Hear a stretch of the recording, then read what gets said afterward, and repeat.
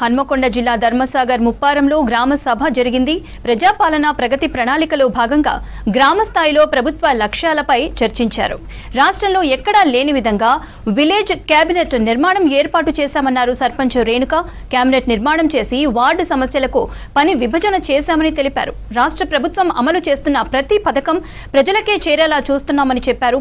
తమ గ్రామానికి 100కు పైగా ఇందిరమ్మ ఇండ్లు రావడం సంతోషంగా ఉందన్నారు. కార్యక్రమంలో ఉప సర్పంచ్, వార్డు సభ్యులు, ప్రజలు పాల్గొన్నారు.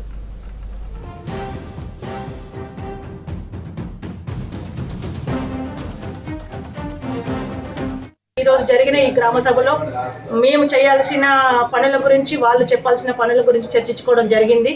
ఇందిరమ్మ ఇళ్ల గురించి, ఫంక్షన్ల గురించి, రోడ్ల గురించి, పారిశుద్ధ పరంగా ర్యాంపుల గురించి కానీ, వీధి లైట్ల గురించి కానీ, త్రాగునీటి గురించి కానీ ఈరోజు మా గ్రామ సభలో చర్చించుకోవడం జరిగింది. వీళ్ళందరి సమక్షంలో మా గ్రామ పంచాయతీలో మా గ్రామ సక్సెస్ఫుల్గా జరుపుకోవడం మాకు చాలా హ్యాపీగా ఉంది. మా గ్రామానికి సంబంధించిన డెవలప్మెంట్ గురించి మేము అధికారులతో మాట్లాడి మా గ్రామాన్ని ఒక మోడల్ విలేజ్గా తీర్చిదిద్దుకోవాలని కోరుకుంటున్నాం.